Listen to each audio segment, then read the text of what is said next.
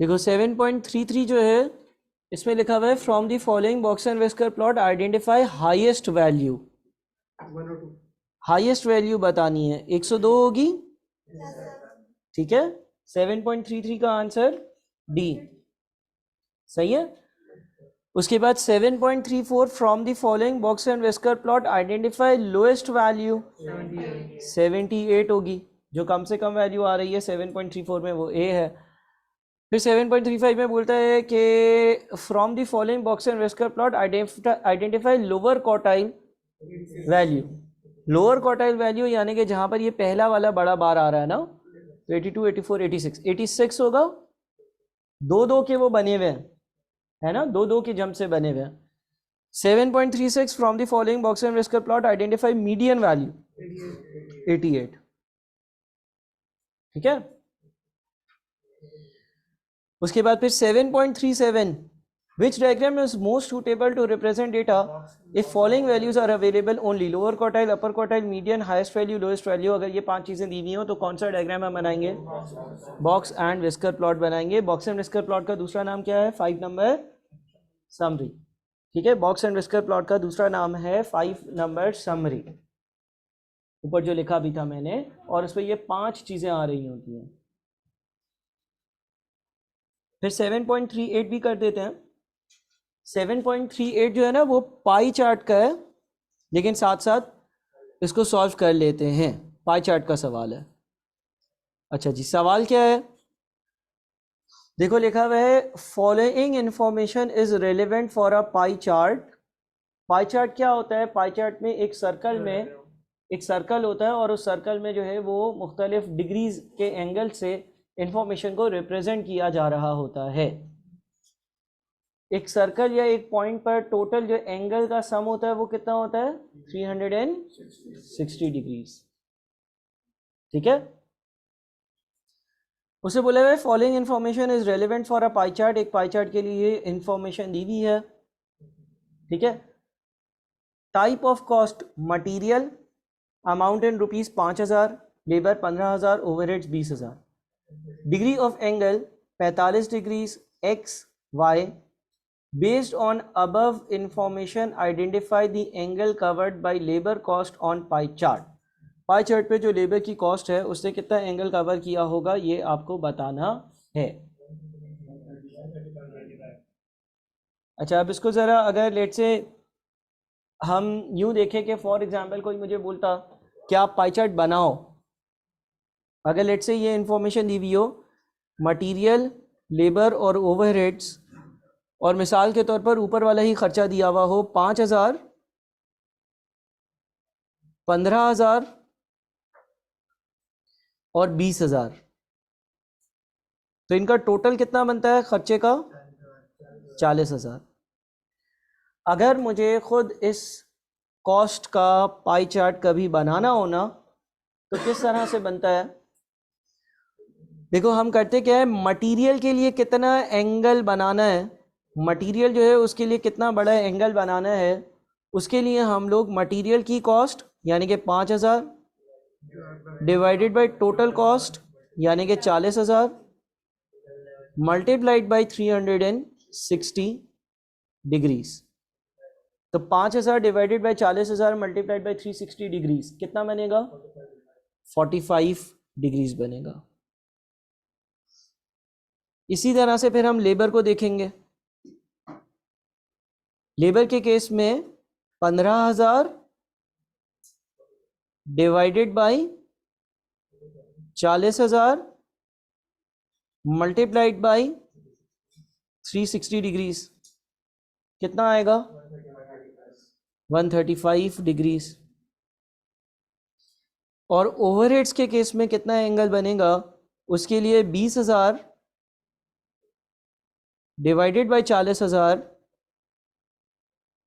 Multiplied by 360 degrees कितना बनेगा, 180 degrees. और इसको बनाते कैसे हैं, पहला एंगल 45 डिग्रीज का है, ठीक है, पहला एंगल 45 डिग्रीज का है।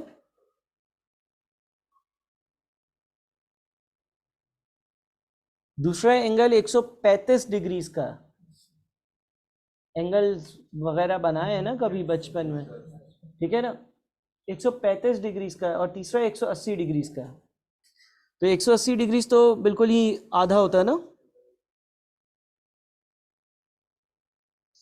1 2 3 4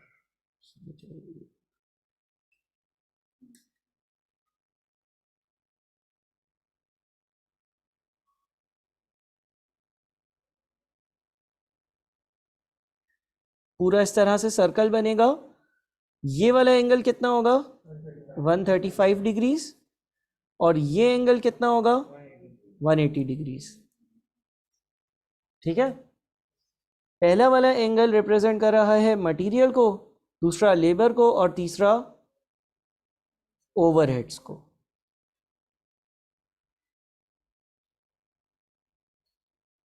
सही है। तो इस तरह से आपका ये पाई चार्ट बनता है। पाई चार्ट में एक सर्कल में सारी इंफॉर्मेशन रिप्रेजेंट हो रही होती है। जो आपका टोटल एंगल होता है ना, जो आपका टोटल एंगल होता है 45, 135 और 180 को आप ऐड करोगे तो बनेगा 360 डिग्रीज।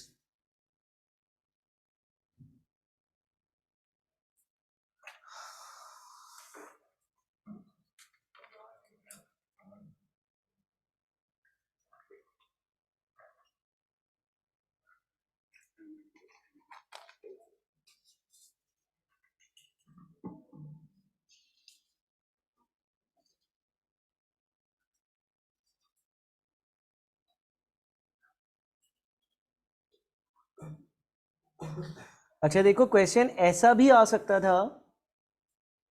अभी तो क्वेश्चन में एक्स और वाई की वैल्यू चाहिए थी ना। Based on above information identify the angle covered by the labour cost on pie chart, यानी कि हमें एक्स की वैल्यू चाहिए थी। तो आंसर क्या है, 135, यानी कि ए।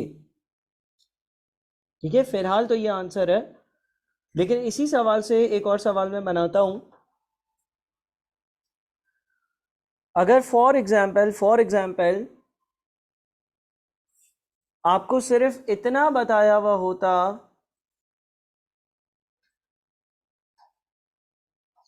आपको सिर्फ और सिर्फ जो इंफॉर्मेशन दी हुई होती वो ये दी हुई होती कि 3 खर्चे हैं, मटेरियल, लेबर और ओवरहेड्स के। 3 खर्चे हैं, मटेरियल, लेबर और ओवरहेड्स के। आपको बताया हुआ होता कि मटेरियल का खर्चा है 5000, और पाई चार्ट पर ये 45 डिग्री से रिप्रेजेंट होता। ऊपर वाली इंफॉर्मेशन ही कॉपी कर रहा हूं ना। फिर आपको बोला जाता कि जो लेबर का खर्चा है ना वो है 15000। ठीक है, और आपको ओवरहेड्स का खर्चा नहीं बताया हुआ होता। ऊपर दिया हुआ है 20000, नहीं दिया हुआ होता। आपको ये भी नहीं बताया हुआ होता कि ओवरहेड्स का एंगल कितना बनता, और आपको ये भी नहीं बताया हुआ होता कि लेबर का एंगल कितना बनता है। लेकिन ये बताया हुआ होता कि यही 3 खर्चे हैं। ये बताया हुआ होता कि यही 3 खर्चे हैं, इसके अलावा चौथा कोई भी खर्चा नहीं। ठीक है, मटेरियल 5000 का खर्चा, 45 डिग्री का एंगल। लेबर 15000 का खर्चा, कितना एंगल नहीं पता। और ओवरहेड्स कितना खर्चा ये भी नहीं पता, और कितना एंगल ये भी नहीं पता। ठीक है, अगर ये सवाल सामने रखकर आपसे मैं ये पूछूं कि लेबर का जो एंगल होगा ना वो कितना होगा, ठीक है ना। चलो एक काम करो, तुम क्या नाम है तुम्हारा, अहमद, बताओ।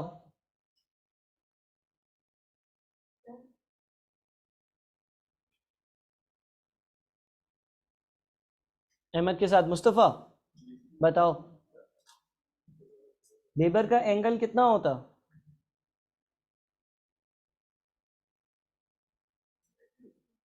हाँ, कैसे।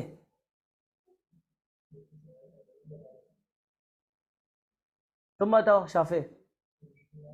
20,000 लेबर का एंगल होता है, एंगल पूछ रहा हूं।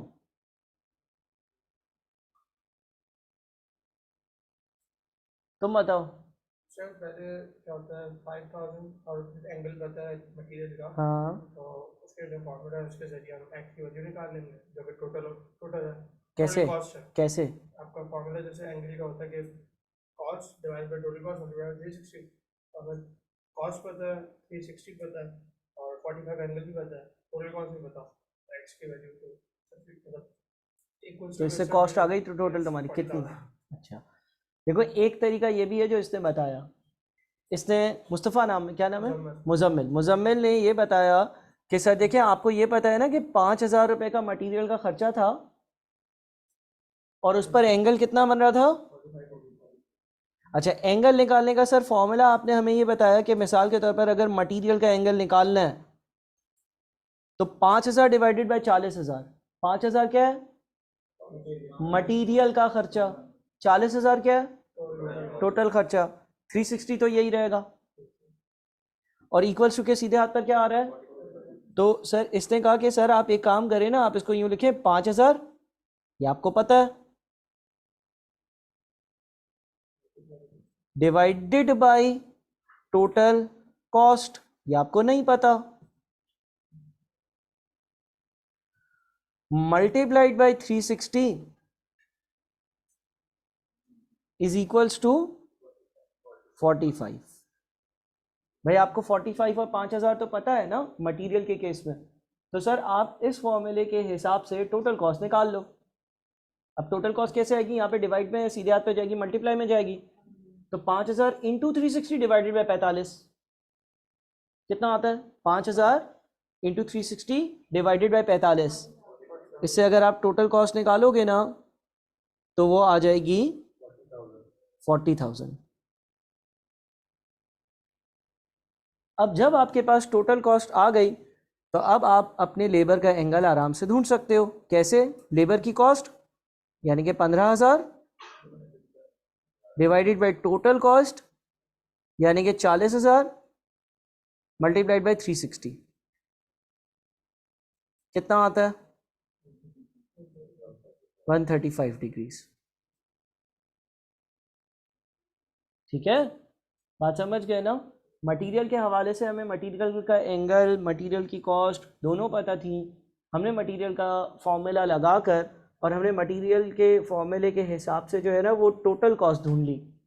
जब हमने अपनी टोटल कॉस्ट ढूंढ ली तो टोटल कॉस्ट ढूंढने के बाद हमने उस टोटल कॉस्ट को 15,000 divided by total cost into 360 से लेबर की एंगल की वैल्यू भी ढूंढ ली।